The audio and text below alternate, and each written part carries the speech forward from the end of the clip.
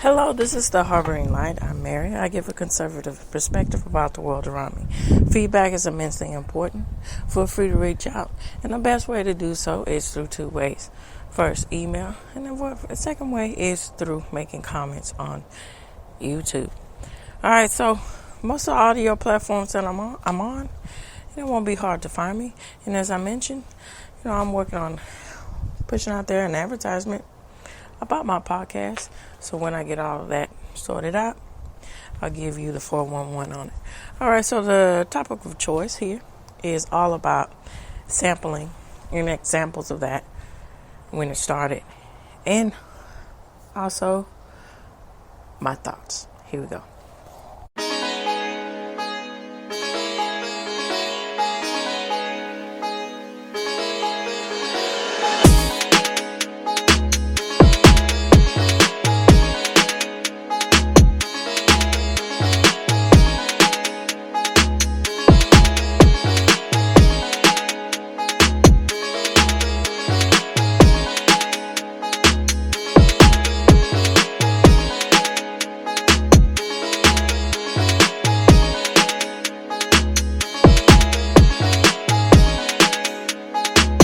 Okay, so I am going to get into some thoughts and then, get into the facts.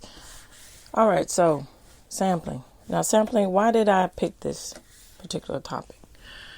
Again, the whole reinforcing the idea of image in the month of January. Well, what happens when particular artists decide to rethink or reinvent the idea of a certain image of a song? Voila, sampling. Now, sampling was started all in the rap world, especially with the song The Rapper's Delight, and I'll get into more detail about that when I get to talk about the facts. But the 1970s was the time where people, getting their cups of experimenting with sound, and the genre of rap was just an open field to do so. So rap isn't the only aspects of genres that do that. You have pop, you have rock in itself too, that pull and take and reinvent the sound of their song. Now, there's a difference when you pay homage to something and you give the credit where credit is due versus just saying, oh, well, creative freedom and we'll make it so different to where we don't really have to give credit where credit is due. Now, there's a nuance to that and there's a caveat to that. There's exceptions to the rule. But, you still give credit. And a really good example of that, and I'll briefly talk about that now and then get into more details about it later, is the song Ice Ice Baby by Vanilla Ice. Now, people have a lot of different viewpoints about this. But, it's one of those things where what's really going on with that? So, I'll get into that later. So, with this said, I'm going to start talking about the facts about sampling. All right, so this is from I have two sources here that I'm getting my information from. And the first source is from the official newspaper of the Leeville Roads High School. And it's entitled Brief History and Controversy. All right, so we're getting the 411 and getting it into the aspects of borrowing other people's music. If you know, you know. All right, so Old Town Road with Lil Nas, and it's quite interesting when that song came out. It was one of those things where it was a lot of controversy. Excuse me. It was a lot of controversy about that song because the aspects of not having, sorry about that, not having, crossing the line where you're not making a mockery of country music, first off. And then this whole thing with the collab of, I don't know why it's failing me, his name,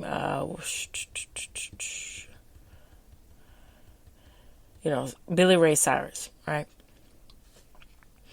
And, at one point, that was the huge issue about it.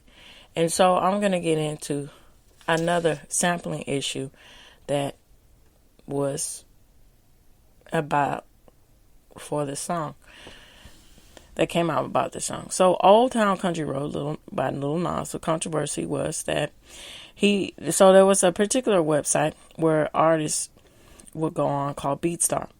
And so he paid $3 on the website to use a sample. But what the problem was, he never gave credit to the artist who used it by the name of Young Keo, I believe the pronunciation of it. And so Young Keo also, it was just a chain reaction because he sampled, his song in itself was a sample of a song by 9 Inch Nails. So needless to say, it was a 3-chain event to give credit where credit is due. Well, 2-chain, I guess you could say that, and pun intended. So that's one thing. Now let's get into talking about where it all began with sampling. So, says sampling started in the late 70s when producers and DJs started playing back and cutting up parts of other songs using synthesizers and tape loops. So what was the first controversy that came out of that? That is what I was mentioning earlier, is by the song called Rapper's Delight. So what was happening was, after that song blew up, people were really interested in it, there was a noticeable back tune in it that was taken from a group named Sheep and their hit song Good Times. Now, the problem was the Sugar Hill Gang didn't give credit to the band Chic without media push of saying, yeah, you need to give them credit and let it known that you sampled a song, sorry about that, flustering over my words here, that you sampled. So, give credit where credit is due. And that's another example of that. Now, unfortunately, what is there to do when... Now, I have an example where, it's not... everything isn't all lost, and there was really smart about it to where, there was no way to get any kind of monetary gain because it's sort of like a intellectual in a different way of a cease and desist. Hey, this is my song. This is very recognizable. Even though it's changed to where you can't really hear what's recognizable about it, you will still pay. You will not get any due diligence by gaining anything from it. I'll get into that in a little while. So, going back to NWA. Now, NWA, the Straight Outta Compton song. Now, I don't know. I think that's just... I don't know. It's really weird, too. because in this case, it was a lesser known band by the Winstons, and the particular song was that was sampled, that's in question here, is Amen Brother. Now, other rap artists and so on, or other people, they sampled the drum break in the song. And so by sampling that, they didn't give credit to the particular artist, the Winstons. And the Winstons, from their song, it didn't get a whole lot of recognition, and they never got any sort of royalties or anything. So that's also a very interesting thing to me, that makes my mind think about this too. So what also happens when in the music industry, this happens a lot in pop music, where there is strange how, and it just one of those similar things where it's a cover, or it might be a cover. I'll be right back.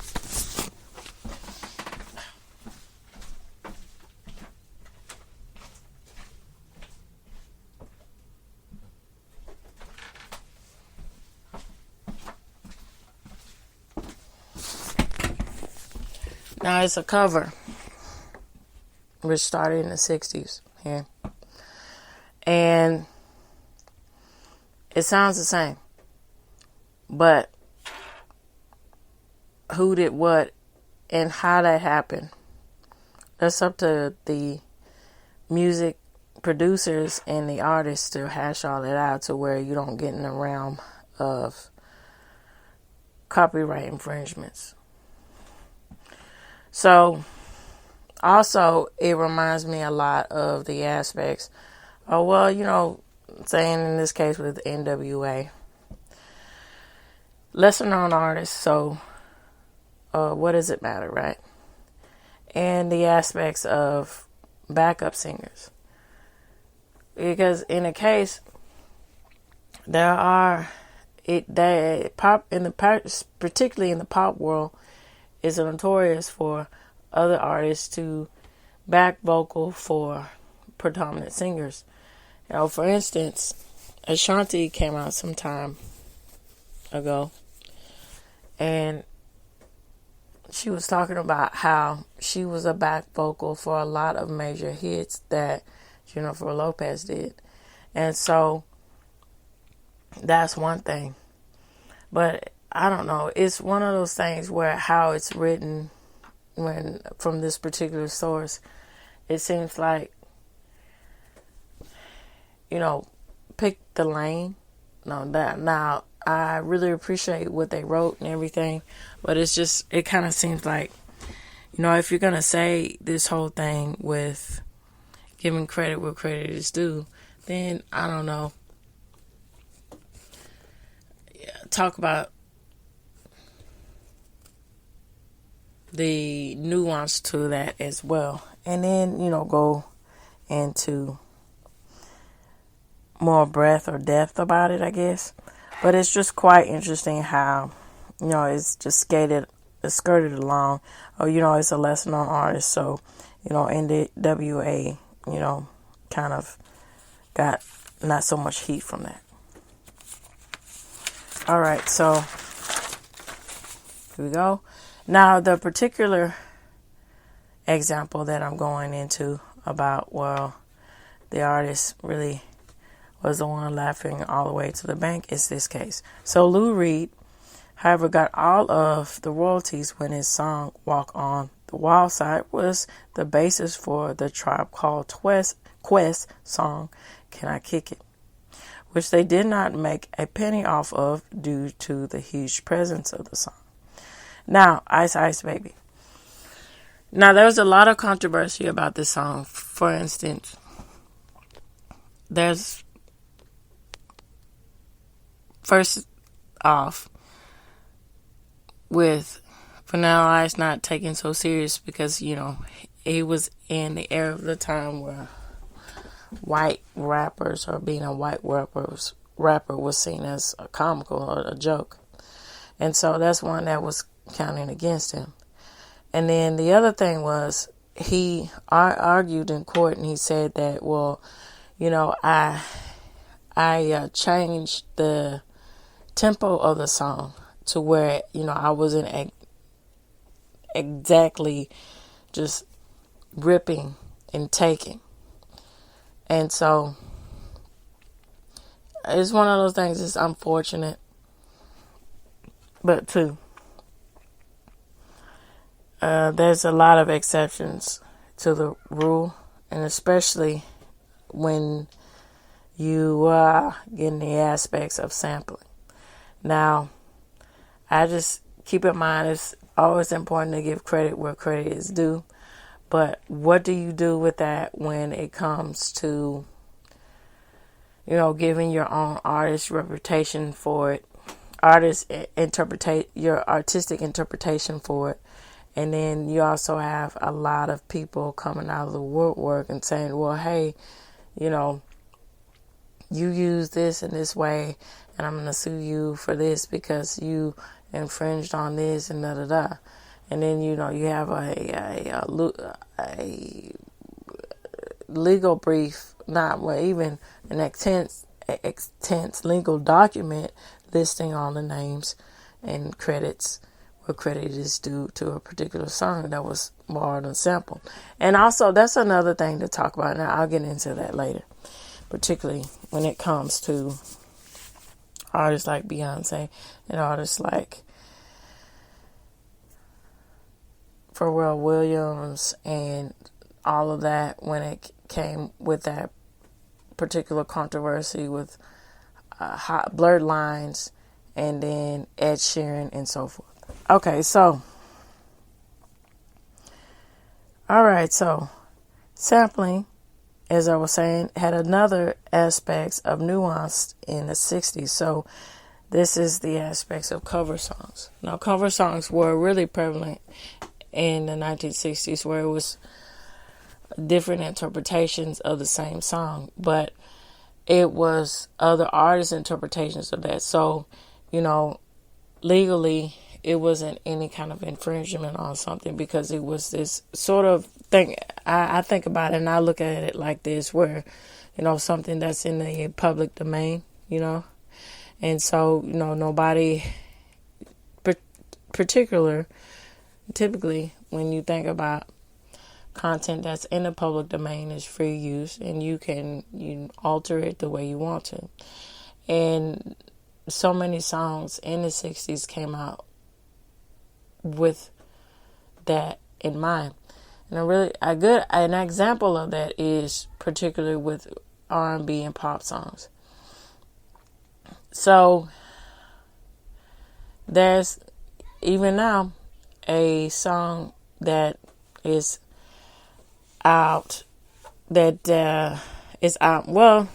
resurfaced on a Chick-fil-A commercial. And if I'm not mistaken, the name of the song is Clap Your Hands or something like that. It's that particular commercial where they're commemorating how long they've been in business, and they're emulating, going back to the times of a malt shop. So you have that sort of in between the beatnik sock hop kind of beat going on. And that particular song that they used, there was two artists that covered the same song, but they both sound very different. So the particular artist that they are showcasing in the commercial, they had more of a R&B flair, pop R&B flair. Wherever the other artist that covered that song, it was more of a Kinks, sort of in between the Kinks, sort of rock pop flair. And so that was one of those things that you can skirt and say how covering something is a means of giving respect and not being in the realm of just taking without giving respect.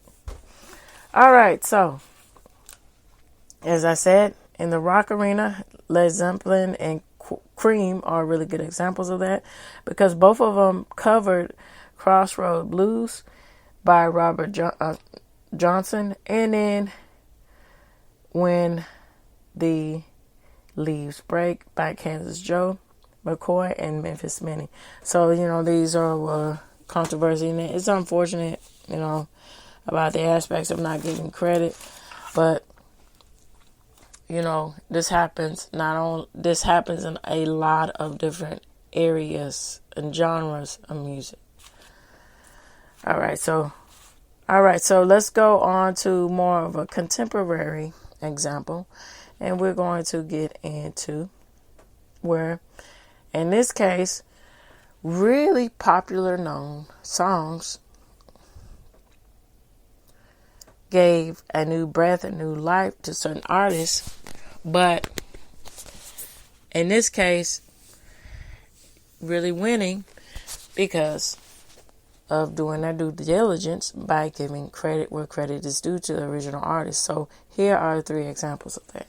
Now, believe it or not, Cyndi Lauper's song "Girls Just Wanna Have Fun," she didn't create that song originally. It was originally created by a new wave artist called Robert Hazard, and also was "Tainted Love," because this song originally came out by an R&B artist called Gloria Jones in 1964, and ending on it, "I Love Rock and Roll," was originally produced and created by the Arrows.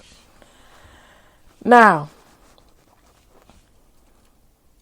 I'm going to go on in more recent events to wrap this up, and I'll go on to another aspects of everything, of getting sued and court problems, court issues, selling out of court and all these things and all these problems that it comes with, trying to figure out the aspects of how to get that right with sampling. All right, so here we go with Olivia Rodrigo. Now, when she particularly came out with the song Sour, the album Sour, there was a particular song on it called Good For You. Now, this is what she said, and I found that out, and if y'all want to, feel free to give me comments about it, go ahead and do so. Now, she said that when she and her team were coming up with the concept of the song, that she was getting a lot of inspirations from early 2000 pop. And now, Paramore, the Misery Business, right, was really reminiscent in the tone of Good For You, but even more so in the music video. And the reason is there are 2 certain cases or 2 scenes in that particular music video that is very relatable to the song by Paramore, Misery Business. Now, I actually saw Good For You, the song, to see the comparison, and I remember seeing Paramore's Misery Business, so I didn't really need to, reaccount for that, because that, particularly for me, that's when I was teenage and all this kind of stuff, and then that, I don't know, that particular band, Paramore, I was really interested in that band. I really liked their sound, and I really liked the way that Haley looked, and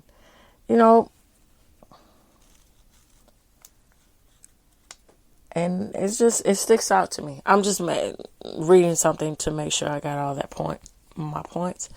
Now I didn't skip over anything, when you think you have it and you're like, oh, I think I need to recount. But, I try to make this as organic as possible when I talk to y'all, so it doesn't sound so structured and I'm a robot, So that music video really is pronounced in my memory here. So yeah, I would say there was It was very similar because when Olivia Rodrigo, I think I'm pronouncing her name right, there's the intro to the music videos. She's sitting down and she's being interrogated and all these kind of things. It's very similar to the Misery Business music video. And then also the particular scene where she's dressed up in a cheerleader uniform and all these kind of things. It's very similar to what was going on in the Misery Business music video, because it was all about being popular in a popular crowd and her getting her revenge on the aspects of girls. And it's unfortunate with the aspects of how that goes on in high school. That is a reality situation, using our looks to get what they want, and then all these young unacquainted stuff. And so, hey, again, it's one of those things. If you want to if you really feel like that, and that inspires you, and if you want to say, you got inspiration from 2000 pop, in particular, this instance, it's very clear that you are referencing Paramore's song. Just paying homage to them. That doesn't hurt anything. And then it would be more of a respect to do that. All right, so leading on to this now, particular artists like Elton John, they welcome music being sampled by them as long as they are given credit for it. So, for instance, the aspects of aspects of the song "High" by Young Thug, the Young Thug song. Well, let me say that again. Young Thug, particularly "High" is the name of the song, was featuring Elton John's very famous song "Rocket Man" in it, and so they paid him homage and respect, and he welcomed that embrace of it. So, it's one of those things where if you're going to do something, do it right, So let me get into this aspect of what do you do with the legality of it too, where it gets really, pun intended here, really blurred. Okay, I'll pull that up for you. No, I had it here. Don't tell me I lost it. It's okay. I can just pull it back up. No problem. All right, so I just pull it back up this way. Okay. All right, so I'm gonna do it this particular way. Sometimes things like that happen, but hey, you keep on pressing on. All right, so this is all from NYU, particularly the law section. I'm so tongue-tied. Section of NYU. And so this was originally written in November of 2022 by Amelia Diaz. And what I'm taking, she was a law student. So it's entitled "The Art of Sampling and Copyright Infringement. How do we strike a balance between the two?" Now it says in 2015, an infamous jury found that the 2013 hit single Blurred Lines had infringed upon copyright elements of Marvin Gaye's 1977 song "Got to Give It Up," and ordered Pharrell Williams, and also along with Pharrell Williams, Robin Thicke, to pay Gaye's estate of $7.3 million in damages. Now, the court held that infringement could be found even if the song in dispute merely felt similar to the original work.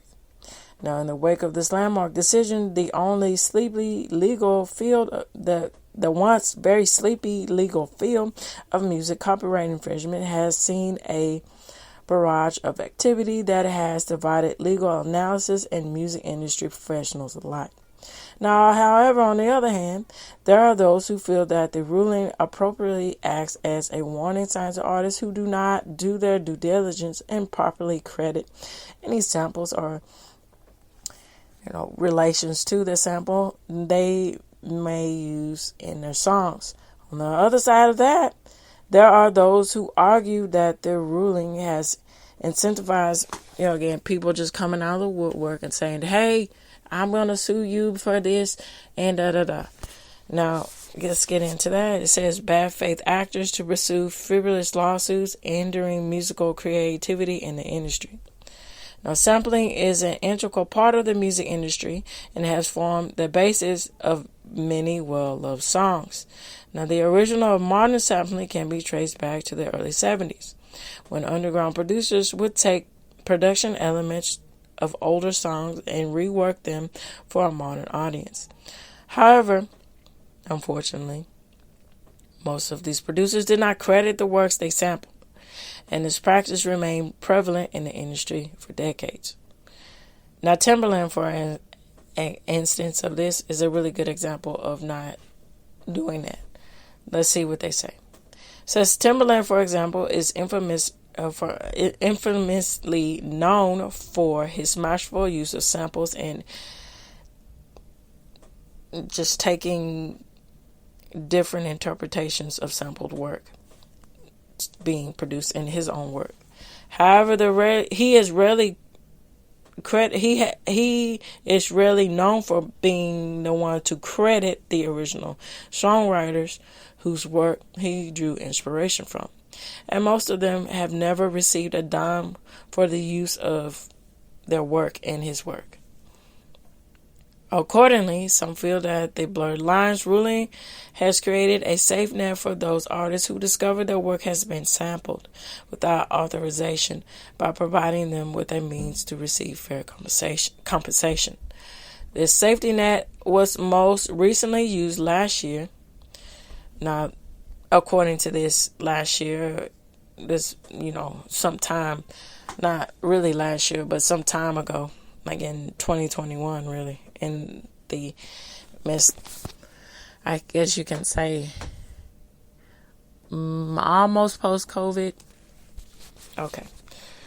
Now we're talking about Bad Bunny here. Now, Bad Bunny has really put his foot in his mouth for so many other things. But, hey, this is the beginning of it. All right, so here we go. Now, it says that I believe the pronunciation of this hit song was Safari. So the song is a cultural homage to reggaeton's greatest influence of the reggaeton influencers throughout the use of samples and interpretations of different samples of several songs throughout this nearly 5-minute length song.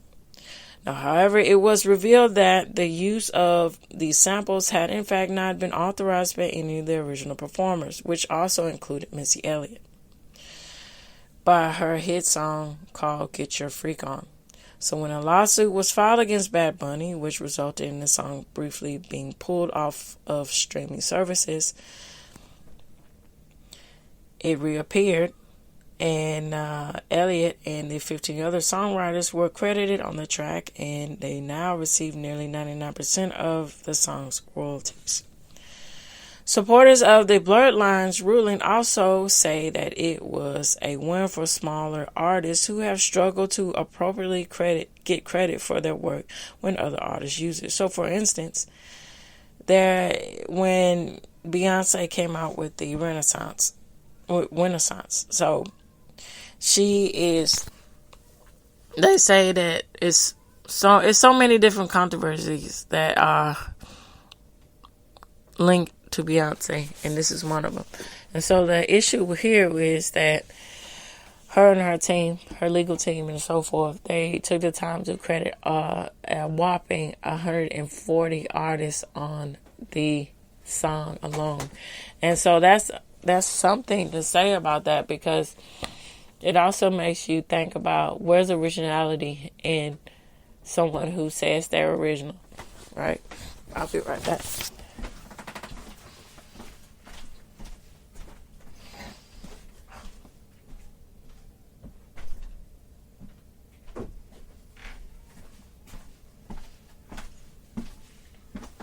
that whole idea of that image is really shattered, a lot of times. And I don't know why that's not called out more and more now, but I'll get into more depth about that on Wednesday.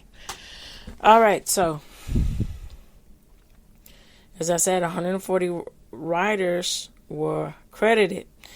So for even the slightest rift or a melody that can be seen as a sample or interpretation of a sample not being credited, and the legal team can avoid any potential infringement claims that may arise in the future and ensure that smaller artists are appropriately acknowledged and compensated. So while there are individuals who feel that the ruling has significantly held artists more accountable and provided a remedy for smaller artists who may have previously foregone legal action, believing that their efforts would be futile, there is an opposing view that Blurred Lines' decision opened a doorway for opportunists to file infringement claims after a song has achieved popularity. All right, in the hopes of receiving a hefty settlement.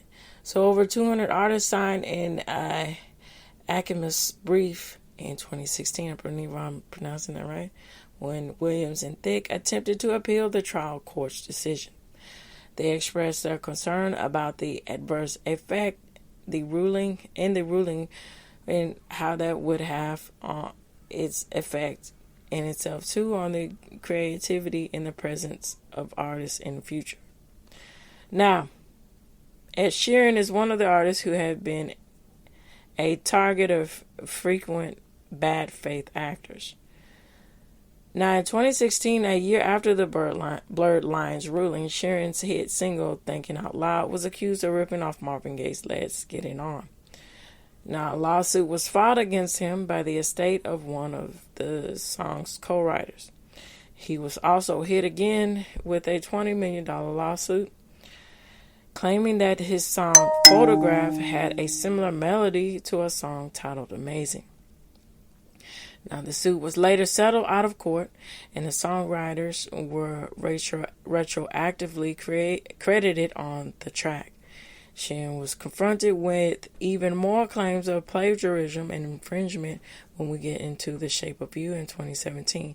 Now, it's alleged that he used the song I Don't Want No Scrubs by the TLC's hit, and Sheeran's team swiftly settled the matter by retroactively crediting the No Scrubs songwriters.